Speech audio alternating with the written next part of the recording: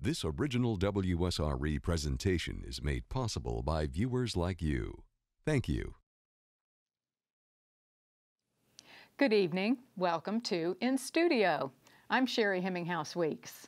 In Studio is a new show for WSRE's local lineup on Thursday nights. Unless there are preemptions for special events, In Studio is now airing bi-weekly on the second and fourth Thursdays at 7 p.m. With rotating hosts, we're going to cover a wide range of topics and solutions.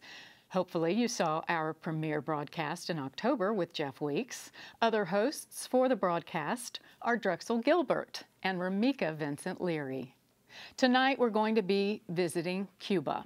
You'll be hearing from several guests, all of whom were either born in or have been to Cuba recently. We'll take a very personal look back to where the island nation has been, is now, and is likely to be headed. We are visiting with a native son. We'll look back, a little living history, if you will, and we'll find out about his dreams and aspirations for future generations and the country he loves so much. Next, we'll be visiting with a business and civic leader from our area, and we'll discover his thoughts on Cuba as a trade and tourism destination. We'll also visit with a minister from the Gulf Coast who has been leading mission trips to Cuba for more than 2 decades. We'll find out what he thinks Cuba and her people need to not only survive, but to thrive. And then finally, I'll tell you a little about my recent visit to this beautiful island nation that is so close to Florida and yet so very far away. It has been forgotten by many people until fairly recently. I'll share with you how I found it to be. I'll share some pictures and perspectives from my recent trip, which was classified as a people-to-people tour, and give you tips on travel to the country should you hope to be visiting there sometime in the near future.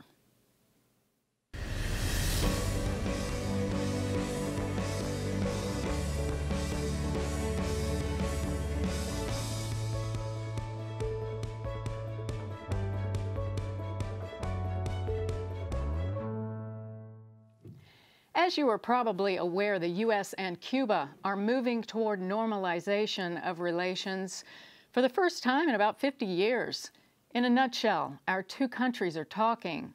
Embassies have been reopened in D.C. and in Havana. Some travel and trade rules have been relaxed. Tourists from both the U.S. and Cuba are anxious to travel freely between the two countries. It is very much in the news. Still, it's a complex situation that is definitely in flux and is changing seemingly daily. My first guest is a very special one. He's Robert de Verona, born in Camagüey in Cuba and now a resident of Pensacola. As an 18-year-old, in 1960, Robert joined Brigade 2506, a CIA-trained unit of Cuban exiles who later fought in the Bay of Pigs invasion. He was captured and survived close to 2 years in prison in Cuba before finally being released and relocating to the U.S. in December of 1962. Robert recently spoke to the Panhandle Tiger Bay Club on U.S. relations with Cuba, and so with that, I'd like to welcome Robert de Verona. And Robert, this is such an honor and a pleasure to have you here, truly. Thank you so much for this invitation. Very happy to have you. It's such a personal topic for you, and the day that I saw you at Tiger Bay Club tell your story, I have to say that I think it's important before we completely move forward that we do look back with your perspective and how you hope to see it for your future, for your grandchildren, for your family. But you really left it out there on the table for us, and we appreciate you sharing that. Well, again, thank you for asking me to talk about Cuba, which is a nation that I love and I was born. The problem was started in 1952, if you would, where we had the dictatorship of Batista. Before that, we had a democracy in Cuba, and the people fought against the Batista dictatorship, not only Castro, but many other groups. Castro had a history of being very egocentric and thinking that he was a gifted human being and that he wanted the power all in his hands.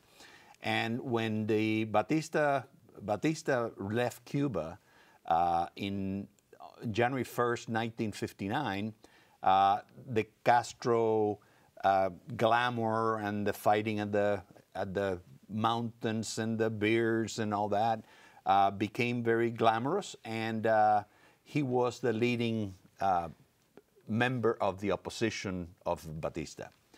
At that point, all through his fighting, he promised that he would reinstate the 1940 Constitution, which is the constitution that ruled Cuba during democratic times.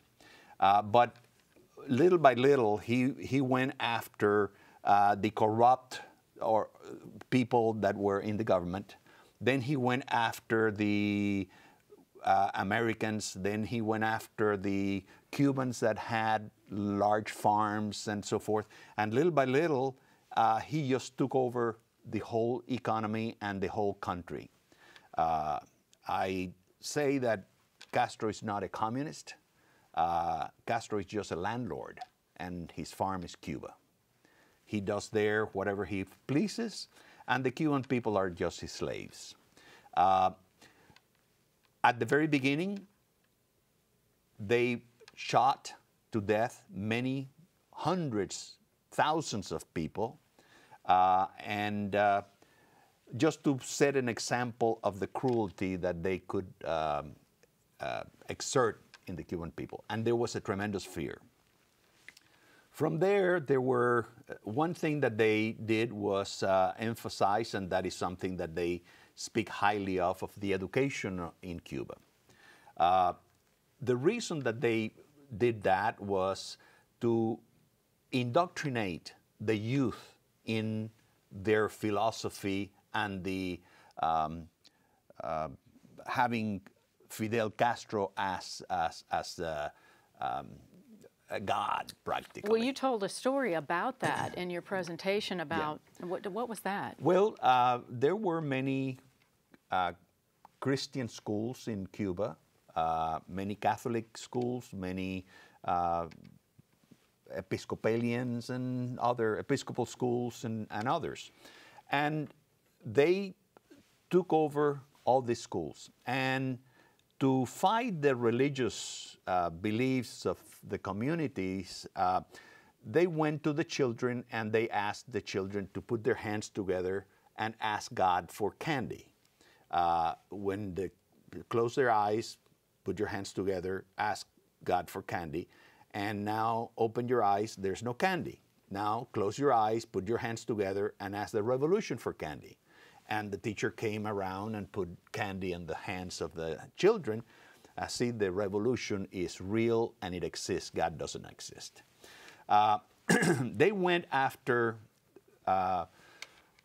religion, and they put into their system that it was an atheist government, and religious beliefs were not allowed. In September of 1961, they expelled 161 priests and nuns from Cuba, and they persecuted Methodists and all the different religions, Christians or Jewish or whatever religious existed. So the persecution was horrendous and rampant. And this is where a lot of Cubans started to leave Cuba by the thousands.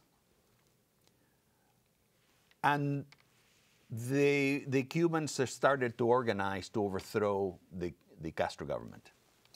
At that time is when the United States, through the CIA, offered to support the Cuban exiles that were planning to overthrow the Castro government, and that is when I joined the group, the Brigade 2506. We trained in Guatemala, and we went to fight in Cuba, and of course we were defeated.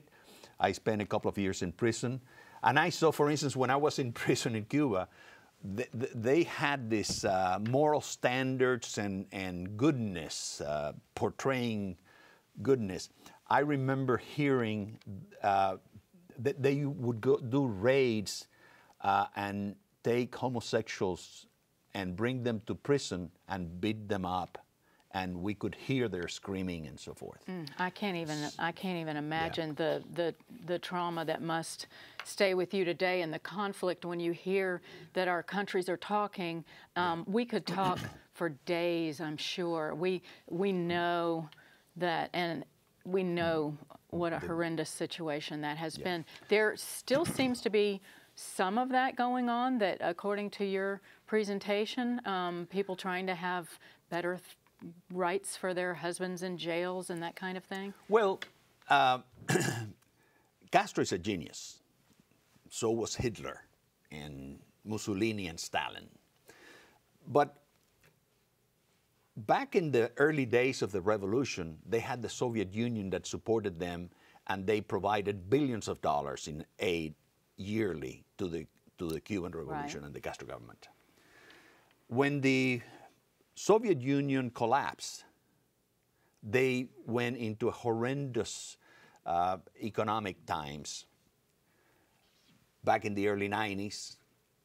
Well, they found Chavez in Venezuela, who provided them with oil and all kinds of benefits.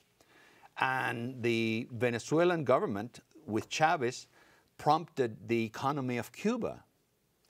And then things started to get better. Well, what has happened is that Venezuela right now is in chaos. The government is in shambles. The oil prices have dropped tremendously, and Venezuela has become an impoverished country, and the economy has collapsed. So they're not able to help Cuba. So they are not able to help Cuba, and Cuba is looking for alternatives. And that is why they're looking at the United States to bail them out. Mm-hmm. Let's look at how things look. You had these pictures at the Tiger Bay Club. We're seeing a lot of stuff put out there, come on over, things are great, and we're still not allowed to do that, and we don't have much time, Robert, but tell me what you're seeing as the disparity in that, but then tell me about your hopes for the future. Well, when President Obama declared the opening with Cuba, I was cautiously optimistic. Right. There are two, again, they claim their health, and if you look at those pictures with all that dirt and filth, how can you have a good health system when you have the worst of hygiene and conditions? But anyway, my optimism was that through this opening, we could exert certain reasonable pressure on the Cuban government to open the system. They claim that they have opened. Well, yeah, now they are, all of a sudden they have taken a turn, and they have opened to religious beliefs to some extent. To some extent. They don't allow, for instance, Christian schools to be open. They don't allow civil society to develop. They don't allow Rotarians, Rotary clubs, etc. So this is what I was hoping for.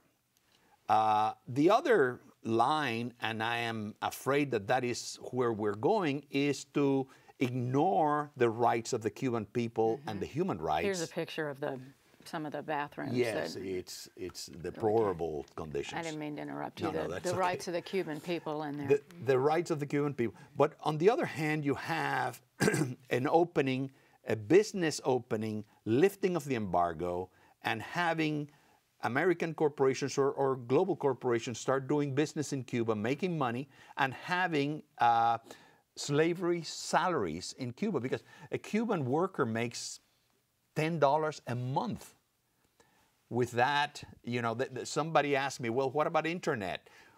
1 hour of internet costs $2. How can someone that is making $10 a month afford to pay $2 for internet connection. So. Yeah, it's we've got about 2 minutes. Given the fact that we will be talking about religious organizations going in, we're talking about you were kind enough to help encourage me to go on the people-to-people visit. I was a little conflicted. What do I do? What do we do as Americans? Obviously, we need to research things some more, but how can we best help? Well, one way is to bring electronics to Cuba and leave them there so people can take pictures of the persecutions that take place. Every Sunday there is this ladies of white, that they dress in white and they beg to have their relatives released from prison, from political, they are political prisoners, and they're beaten every single Sunday since.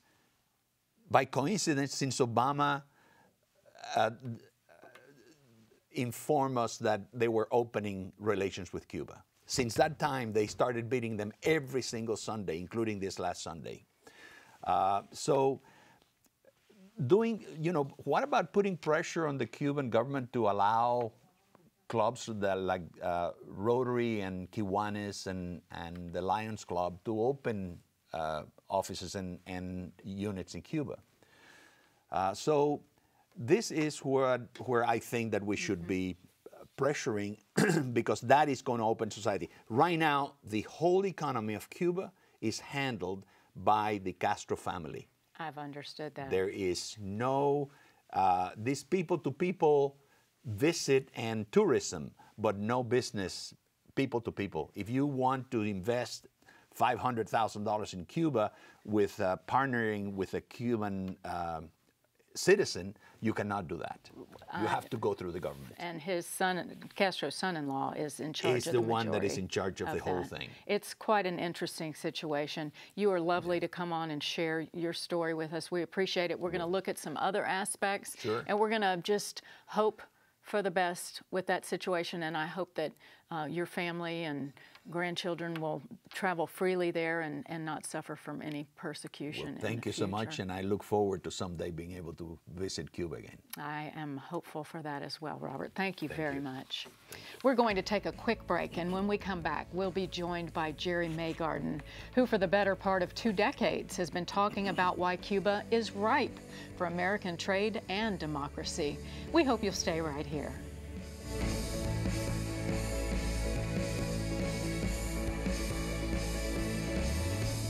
American Graduate is proud to recognize a champion for education.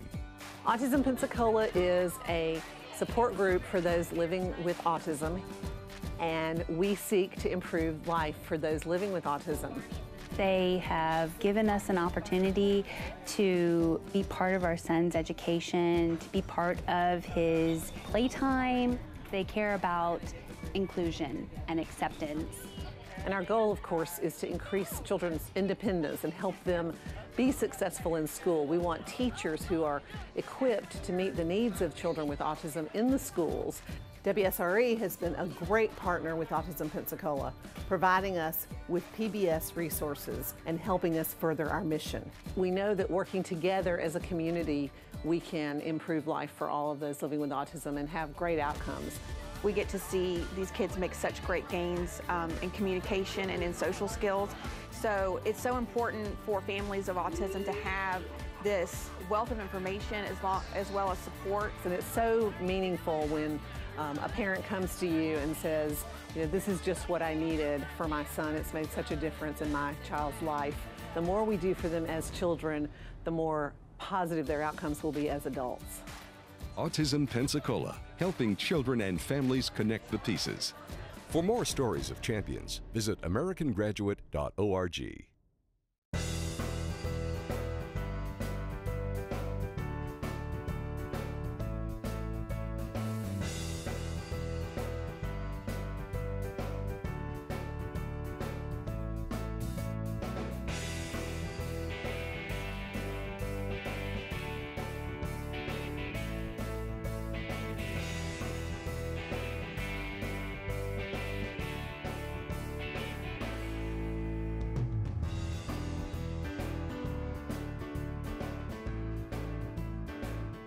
Our next guest this evening is the Honorable Jerry Maygarden.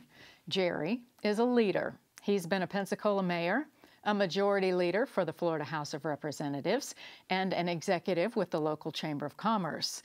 He retired after a 30-year career in healthcare and is now in pursuit of a degree in studio art. He joins us now to talk about his perspective on Cuba, his visits and his business visits there, Navy visits maybe, and including an important meeting with the Cuban dictator himself, Fidel Castro. Welcome, Jerry. Oh, it's my pleasure. Thanks for having me. Appreciate you coming and talking to us about this topic. As you know, we're hearing about it so much in the news right now. And I'd like to start with your visit. I think you've had a couple to Cuba. How did that come about, and how was that? Well, the first visit was courtesy of the United States Navy, and I pretty much saw Guantanamo Bay, and that was about it. I did see the coastline, didn't get to see the people very much. And my second visit was at the invitation of the city of Pensacola. There had been a lifting of the embargo for humanitarian reasons. There had been a terrible hurricane in Cuba, and we were shipping goods down there for humanitarian purposes. In order to be a port whereby you would ship to Cuba, you had to have the approval of the Cuban government, and you had to do that in person. So I went down at the request of the city manager and made application for our port to be used as a port for humanitarian relief. I'm not used to telling the city no, and I'm really glad I went. It was a good trip. I bet you did enjoy that. We just saw a picture of you with Fidel Castro, and if you go to if you go to Cuba rather, as Robert mentioned, you deal with Castro. You heard about what Robert was telling us. What are your thoughts on that? And you've opposed the embargo for many years. Why is that? There's absolutely no doubt that many of the things that Robert says are absolutely dead on. This is a rogue government. In many respects, this is the worst kind of dictator that you can have. And people like Robert are tremendous patriots. And I've served with Cuban Americans in the legislature and think nothing but the best of them. Wonderful people, wonderful backgrounds. That, as a policy decision, however, that's not the way to deal with rogue nations' isolationism.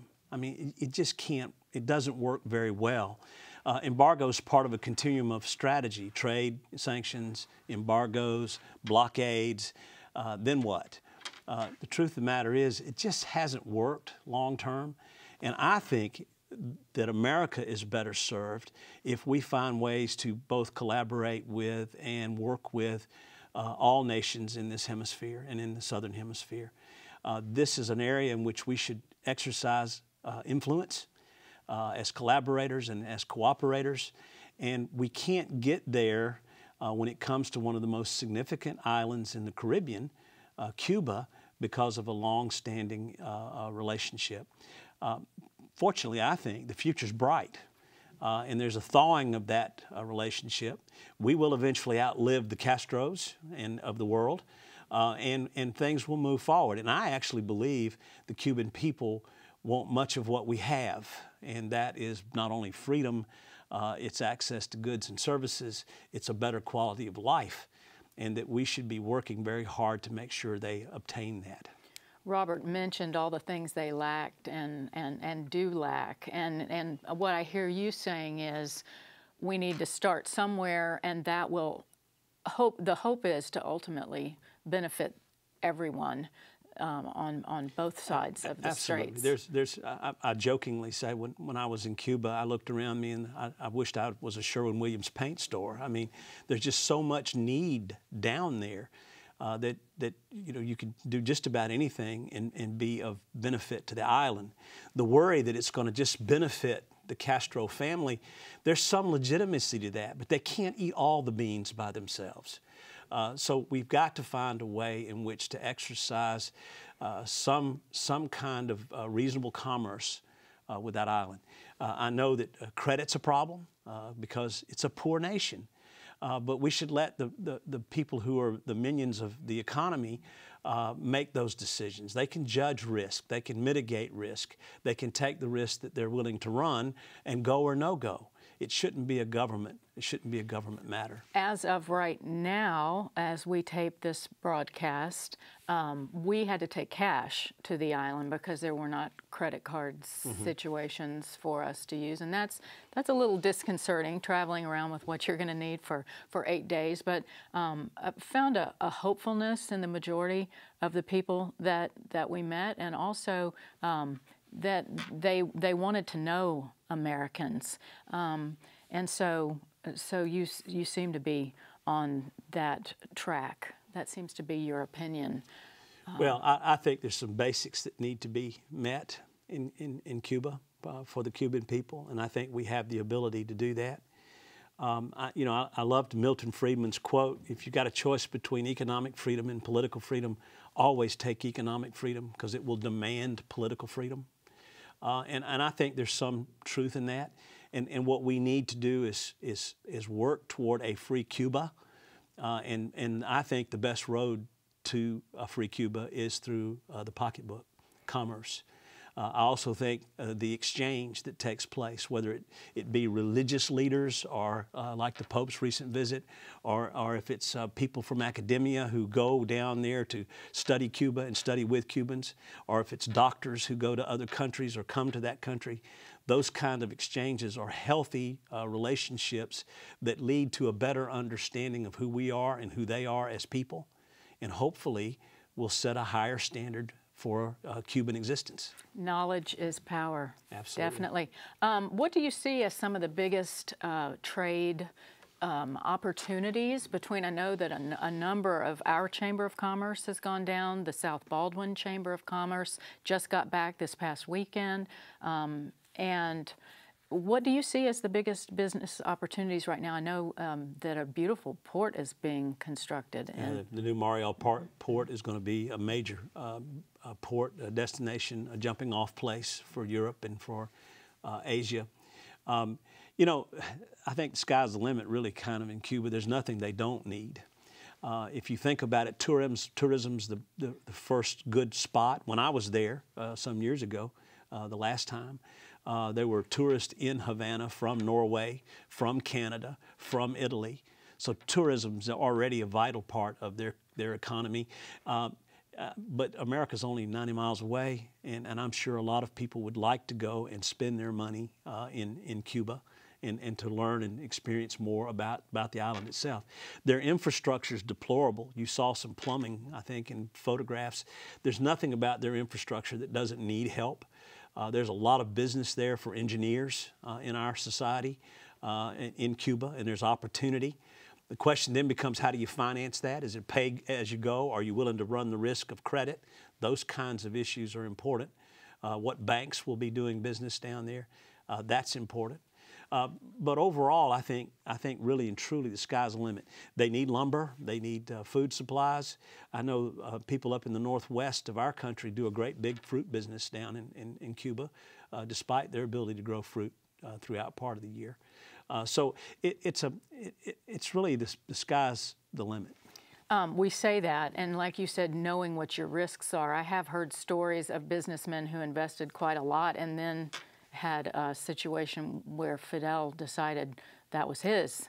So do you think our government should put some pressure on the Cuban government to make sure that those kinds of things don't happen and come to some agreements there? Or are those in the works, or do you know anything about that? I'm certainly not a part of the Department of State, but I would think that our government would favor restrictions or restraint on their government when it comes to interference. But at the end of the day, that should be a capitalist call. That should be a business call.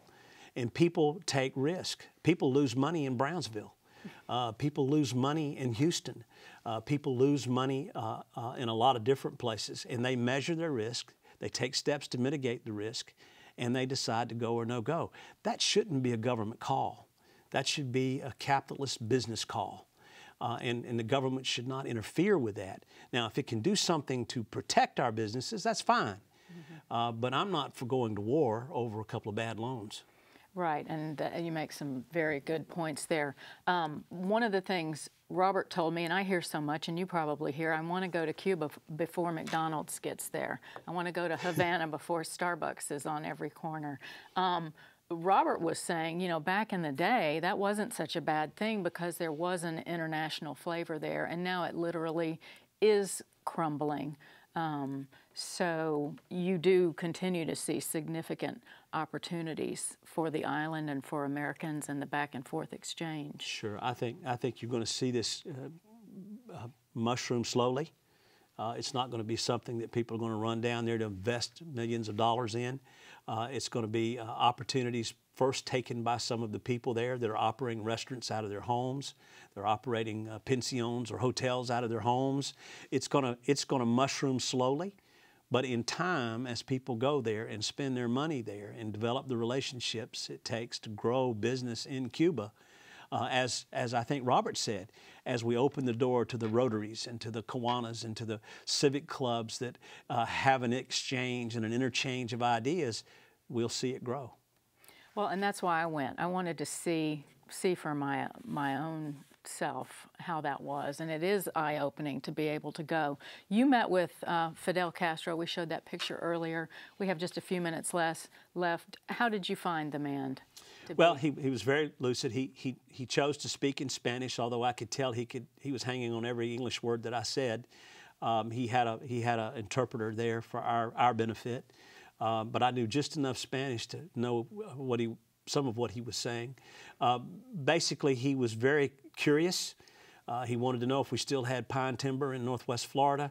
He had traveled up to New York in 1948, and he remembered the farm lands and the forestry in northern Florida. He was curious about that. He wanted to know how much it cost to generate a kilowatt of electricity in Northwest Florida, because that was a big issue to them. We talked about a lot of different trade matters. It was a very cordial visit, as you would expect.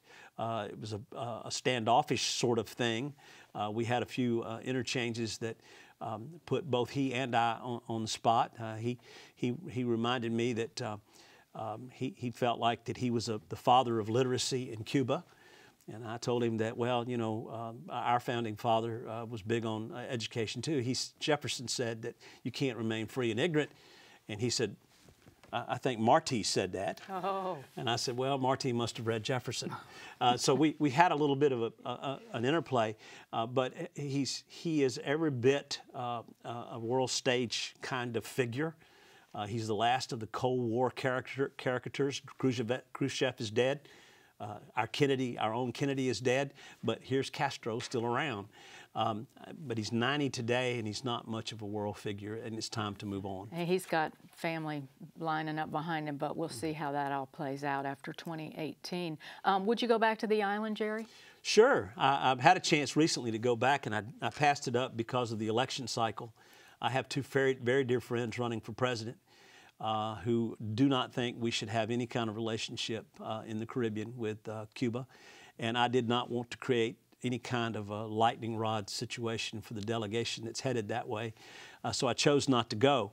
I hope to go in the future. I'd like to go on a trade mission and perhaps an exchange with the Methodist Church. That would be nice. I think I'd like to join you on that one. We'll talk to Lester Spencer about that, see if we can do that. Well, obviously what I'm hearing from you and the way I have felt and the way so many people feel is conflicted, because you want to move forward, and so again, it's a situation that's definitely in flux, and we have great optimism for the future. Yes. Well, if we can work out our relationships with the likes of Germany, Japan, and Vietnam, we can certainly work out our relationships in the Caribbean.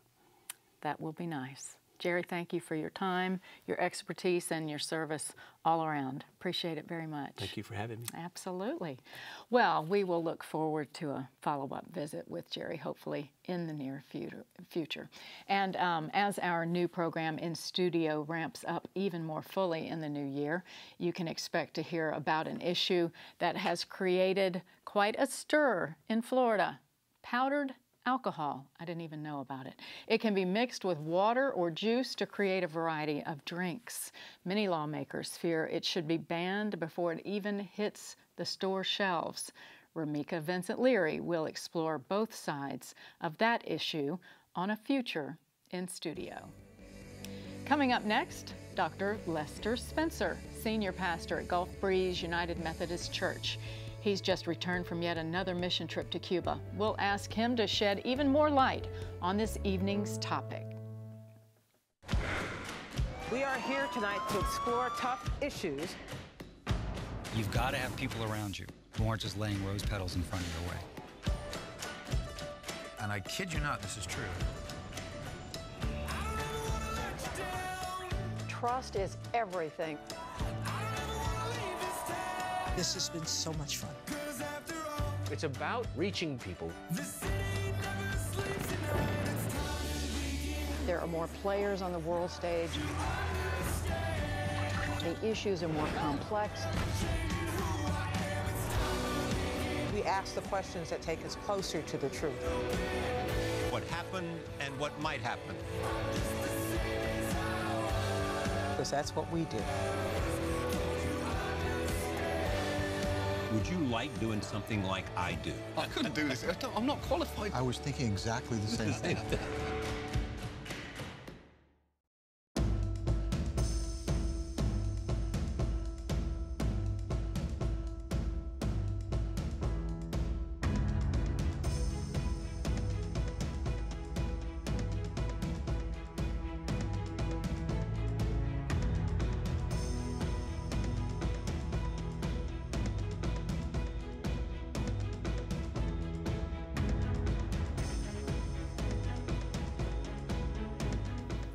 Joining us now, Dr. Lester Spencer of Gulf Breeze United Methodist Church.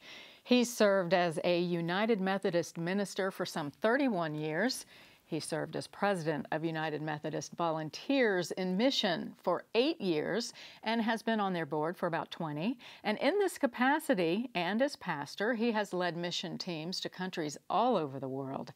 Since 1993, he has led more than a dozen mission trips to Cuba. If anyone knows about currently helping the Cuban people, it is Dr. Spencer. He is truly walking the talk, as we say. Dr. Spencer, good evening. Thank you for joining us. It's great to be here. I'm so glad that I ran into someone who had just been on a mission trip with you. They had just returned. We were talking about how I had just returned. It was, they were at the Tiger Bay. Right, Larry Montserrat yes, was the one. Okay, yeah. Right. He was on our team. Oh, absolutely. And you had how many people on that team? It was 8 of us. It was a small team. Mm-hmm. And what did you go there to accomplish, and what did you do? Well, every time that I've led a team to Cuba, we always go at the invitation of the Bishop of the Methodist Church of Cuba. So our work is confined to working with the Methodist Church. We go there on a religious visa, and we partner with them to work wherever they need us, whether it's renovating a church in any part of the country or helping build a parsonage or even building new churches now. That's something that's just recently been allowed. For 50 plus years, when I first started going there in '93, the government of Cuba would not allow the Methodist Church to even repair their existing buildings. They had 150 churches all over the country, and they were not allowed to repair them. So when we started coming in '93, there was a lot of problems in the infrastructure. So we started coming to help initially to repair buildings, and then eventually it led to other things. And what other kinds of things has it led to? Well, we've helped build a camp. As Robert was saying earlier, and I really enjoyed his segment and Jerry's, in 1961, after the revolution was declared to be a communistic, atheistic revolution, all of the missionaries in the country were kicked out. There were some 60 plus Methodist missionaries plus every other denomination, and they were all kicked out of the country. And then at that same time, there was a great fear among the Methodist pastors, and 80% of the leading pastors of the top churches in the country fled for fear and took their families. So you were left with all of these churches, and they had to recruit young pastors to take over. So all the schools were confiscated. You heard Robert talk about that. All of the hospitals, the camps, everything was confiscated. Even many of the churches were confiscated by the government. And so they didn't have much of an infrastructure other than the church buildings they had left, which they couldn't repair. So we were helping repair those, but also we helped build a new camp called Camp Canaan near Santa Clara. We've helped, they recently got permission a couple of years ago to reestablish and build a Methodist seminary in downtown Havana. Wow, that's progress. Yeah, it was a 3-story beautiful building that had been a Methodist school, and the government had taken it over and then later abandoned it, so the Methodist Church petitioned to get it back, and they built a seminary. So we had sent a lot of teams down there to help rebuild that seminary. So those are the kinds of things that we do. Also, we have teams that worked in the Methodist headquarters in Havana, and also a home for the elderly that's in Havana that's a Methodist-run home. So there's things like that, ministries other than just church buildings. All important ministries, right, for sure. What tipped the scales from the early 1960s, where everybody fled and was kicked out, to you being able to go in 1993? What changed there? That's a great question. On the last trip that I was down in Cuba, I happened to run into one of the former bishops of the Methodist Church of Cuba, and he is an amazing person. And he was the bishop from 1968 to 1992, or 1990, excuse me. Mm-hmm. And he was sharing with us and briefing us again on the history. And what happened after 61, when so many of the pastors fled, they were left without pastors for their churches. So Bishop Armando Rodriguez, who was a district superintendent at the time, stayed. He prayed about it, and he thought about coming to the United States, but decided to stay. He was one of the experienced elders that stayed, and he started recruiting young pastors. So he recruited like 80 young pastors to start filling all these churches, and he trained them. And they began to fill those shoes. And in 1968, he became the bishop of the Methodist Church in Cuba. Prior to that, the Methodist Church in Cuba had been basically overseen by the bishop of the Methodist Church in Florida, the Florida Conference. So they had their own bishop now. They were an independent church now starting in 68. And there was tremendous persecution. He spent 5 different times in jail. He said almost all of the Methodist pastors there had spent time either working in the sugarcane fields as part of the government agricultural reform program, which was really like slave labor, working 12 hours a day. One of my good friends spent time in one of those for 2 years. And many of the pastors spent time in jail or in one of the labor camps. So there was a lot of persecution. And so what happened in 1988, and a lot of people don't know this, but Jesse Jackson was running for president, and he went down to visit Castro, and Castro liked Jesse Jackson.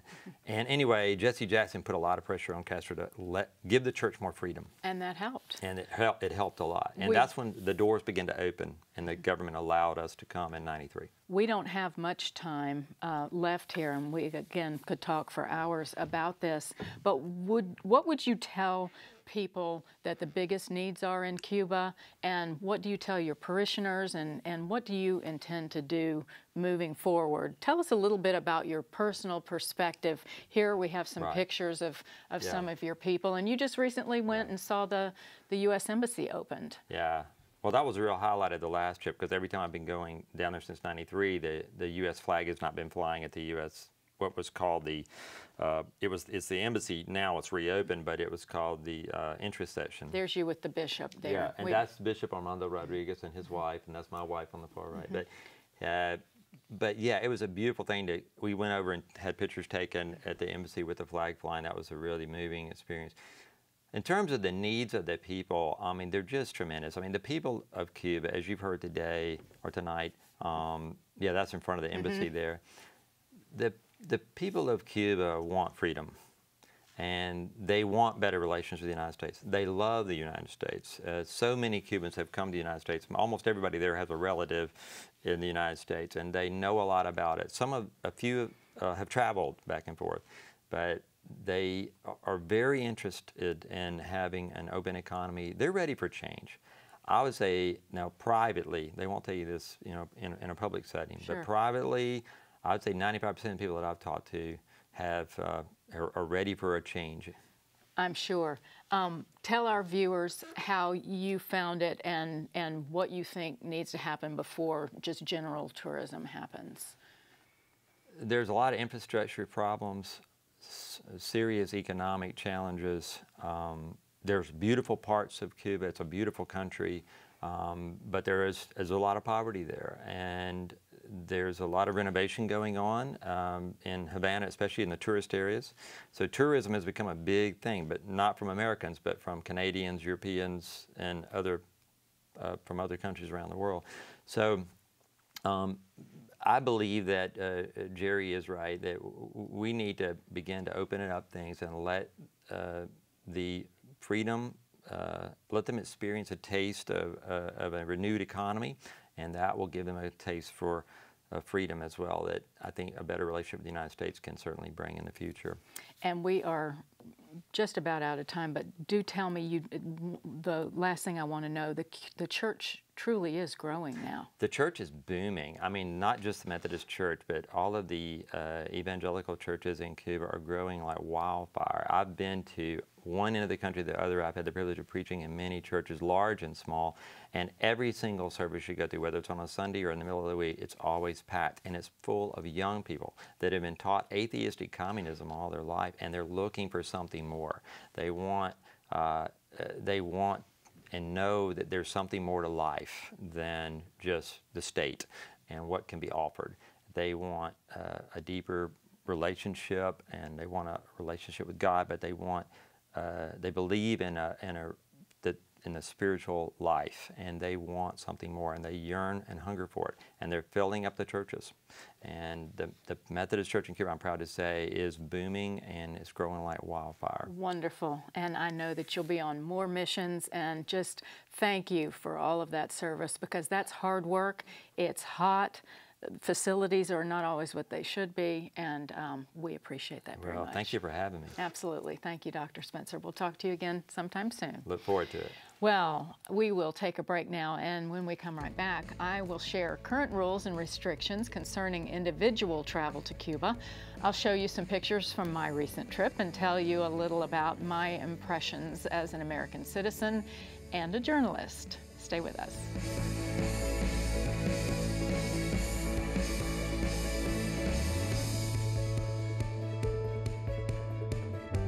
American Graduate is proud to recognize a champion for education. Our mission is to provide girls and young women an opportunity for a better future through education, counseling, training, and advocacy to enable them to become independent, empowered young women and productive members of our society. I didn't want to graduate. I was going to drop out, and then I came to PACE. Frequent discipline problems, family issues that cost them to not be able to attend school regularly, so they had big gaps in their learning. I didn't used to like coming to school, but once I started coming to PACE, it really brought me out to love school. A lot of times we might be that student's confidence until she begins to see her successes and see that she really can accomplish everything that she's come here to do. But education is more than just the academics. It's being able to function in society and be successful there. And we see that with our girls, and we love it. Now I'm being a leader instead of a follower. And I have people looking up to me to be the best person I can be. PACE Center for Girls is just a beautiful place to be, because amazing things happen in the lives of the girls every day, and we're here to celebrate it. PACE Center for Girls in Pensacola, a positive environment to help young women grow, achieve, and succeed. For more stories of champions, visit americangraduate.org.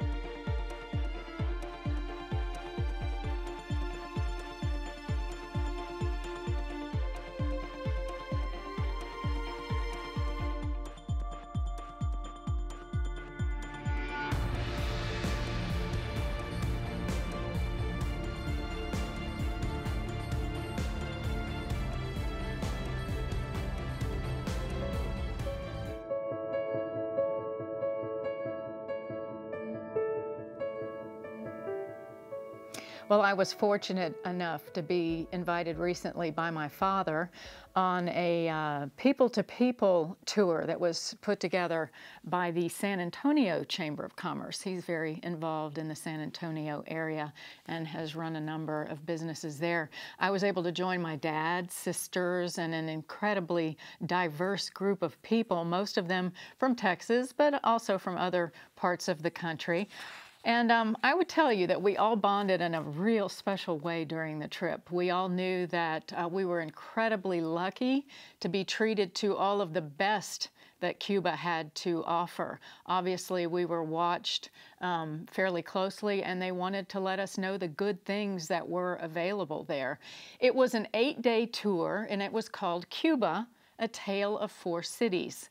So we met up in Miami the first evening, and I have to tell you, we were required to attend a very intense meeting regarding documentation, rules, regulations, and what was expected of us while we were visiting Cuba. One of the things they told us, the key word that we needed to remember at all times, flexibility, because anything could happen at any time. So it's not your typical traveling to just, say, Paris or something. After that first night, the next morning we boarded a charter flight to Miami, to Camagüey, which is Cuba's third largest city. And customs was interesting, a little bit unnerving, and I have no pictures to show you of that because none are allowed to be taken there. Or can you take pictures of anyone at the airport or any officials?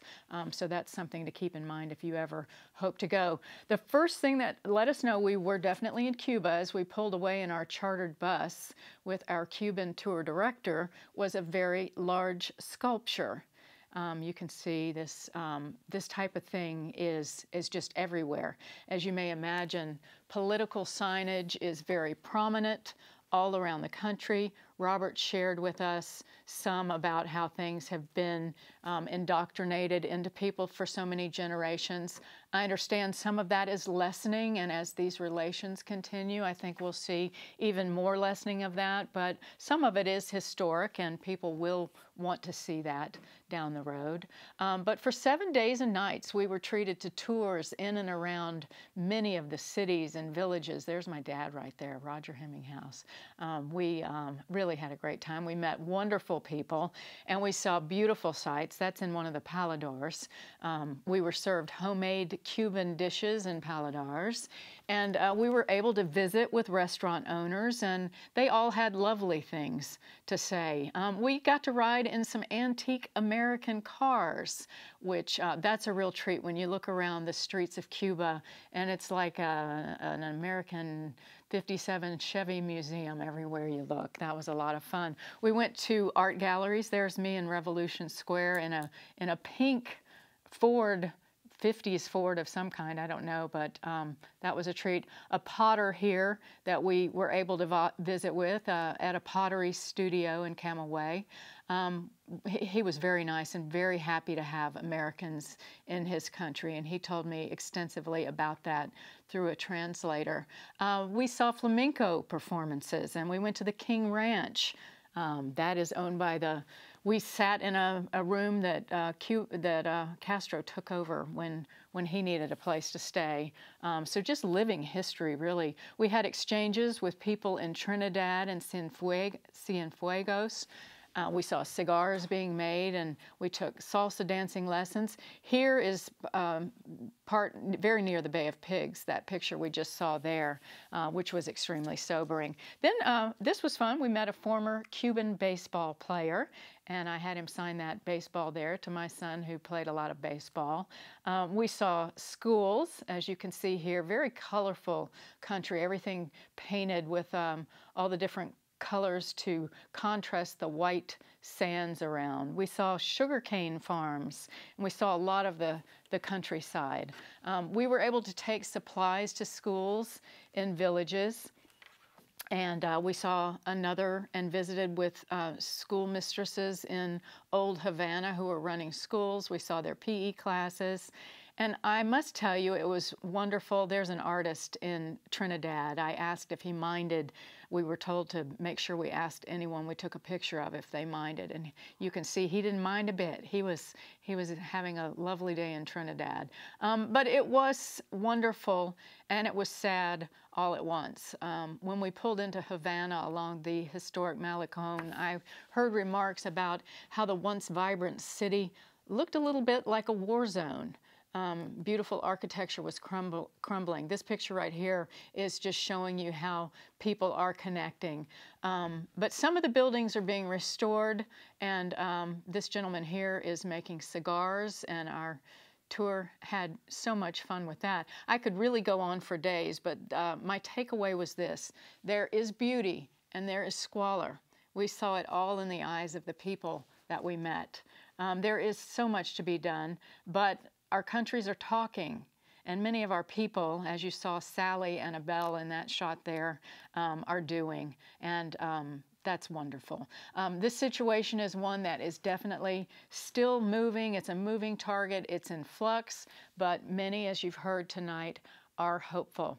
Now, if you would like to visit Cuba, I suggest that you visit the U.S. Department of State's website for details at www.travel.state.org/Cuba. I believe that's the correct, hard for me to read it there, but other sources of information include the Cuban Embassy, so get your pencils out. We'll leave this up for a minute. The Cuban Embassy in D.C. It's an office of the Cuban government, and it is there in Washington. And also the U.S. Office of Foreign Assets Control at the U.S. Department of Treasury. They handle really everything that has to do with our trade. The Cuban government has no restrictions on Americans traveling to Cuba. The United States embargo against it, however, is still in effect, and that clearly states that for the average American citizen, it's illegal to travel to Cuba without very specific licenses and or visas. There's a whole list of specifications on that website. It's not recommended that Americans travel to Cuba via Mexico or Canada or other countries. And you can see here that the State Department has issued some highly pertinent warnings.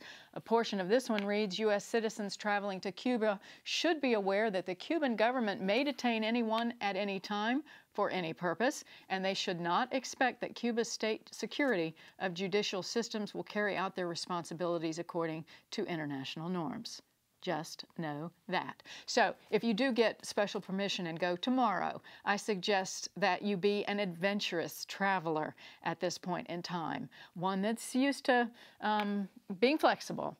Another tip, as of now, you're allowed to purchase Cuban cigars and liquor up to $100 in value. A total of $400 in souvenirs is allowed. The cigars, as I can tell you, were a very popular take-home item with our adventurous and fun group. And then finally, if you're hoping to go, just do your homework. I do know a group of area residents are traveling this month for the first sailing regatta to Cuba from here in about 15 years, more evidence of progress. I hope that you found this show very informative. And coming up on Christmas Eve, we hope that you will join Drexel Gilbert, who will be talking to us about whatever's going on Christmas Eve.